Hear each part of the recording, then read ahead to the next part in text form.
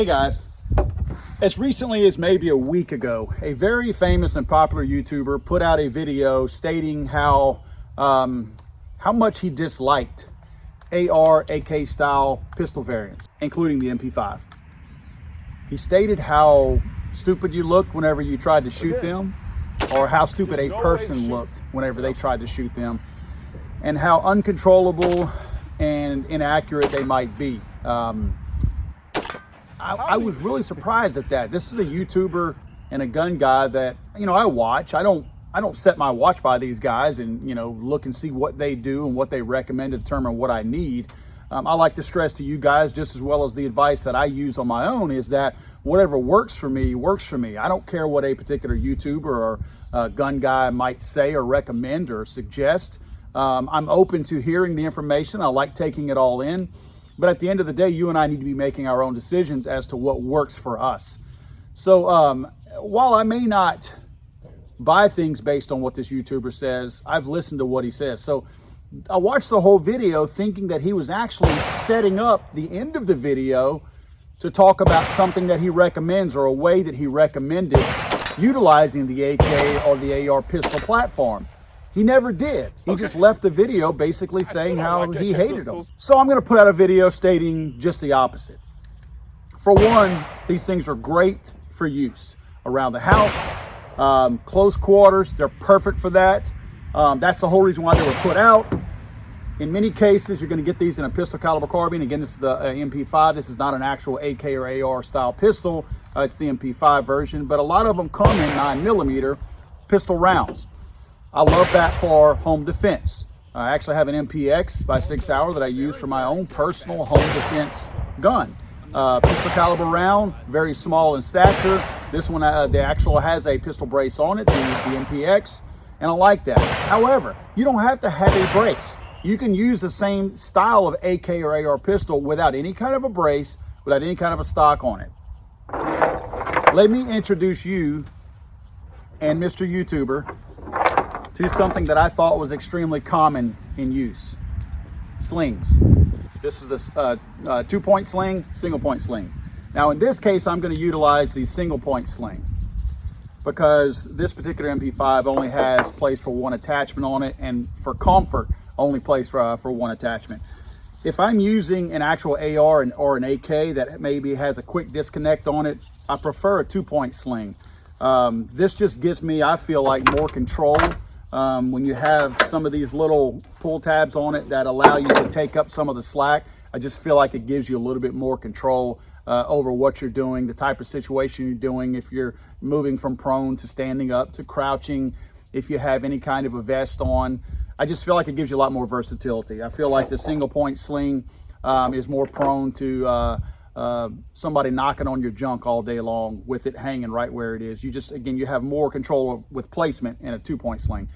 So I'm going to show you guys real quick how you can definitely steady the AK, AR style pistol variants out there, not just to get a more accurate shot, but like this gentleman said in his video, he felt like you looked stupid. I'm going to make you look good in your Instagram videos out there. Let's take a look.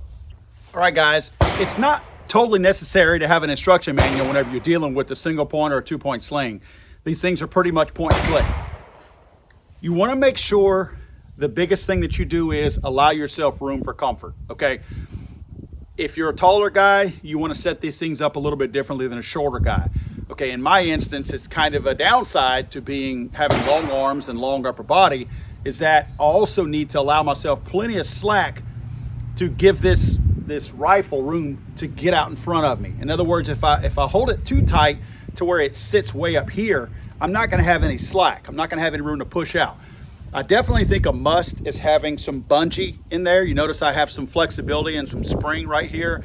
The ends of this particular model, this is a Valcor or Valken, I think, sling. You want to have that flexibility to be able to push out. What that's going to do is that's going to allow you to stay a little bit tighter, but also have a little bit of tension pushing back on you or pulling back on you when you go to push out. As you see, I still want like if I were holding a pistol, I still want to have my arms stretched out. I don't want to be shooting this thing like this. I don't want to be shooting it like that. In fact, that's how the other gentleman was shooting it whenever he was showing how ineffective they were. You don't want to have it like this. You want to get it out there as if you were shooting a handgun. If you're shooting a handgun, you want to push it out there. You want to get that thing out in front of you. You don't shoot a handgun like this. Why would you shoot your AK or AR pistol like that? You want to get out front like that. And that's what I want to do when I shoot this particular MP5. I don't want to shoot it right here. That's not the proper way to do it. That's why you're going to get a bunch of bounce. I want it out there. What my sling is doing is it's applying pressure. It's pulling back on me as I push forward. And that's able to stabilize this thing. It's going to allow me to get a really accurate, nice shot. Now, what I was talking about, the downside to a single point sling, is that they typically will hang in the center of you. They're going to slap your pills as you walk around. You see, they're popping me right there.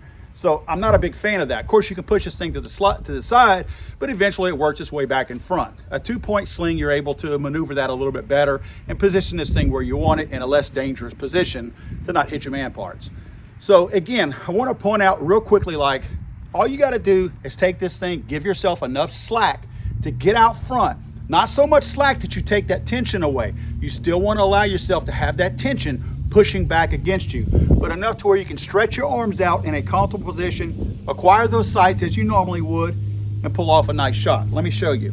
Talk about controllability. It's very much controllable. No reason to not shoot one of these things because you think they're not controllable. Now watch. Watch how easy this is for me to stay on target. Another upside to the AK AR pistol is the very fact that it's compact. If you're using it for home defense, we've got your standard doorway that's typically 2 feet 8 inches wide. If I am rounding a corner in my home and I want to keep this thing pressed out in front of me as I just showed you, it's still way more compact than any full-size AR or AK variant that I might have.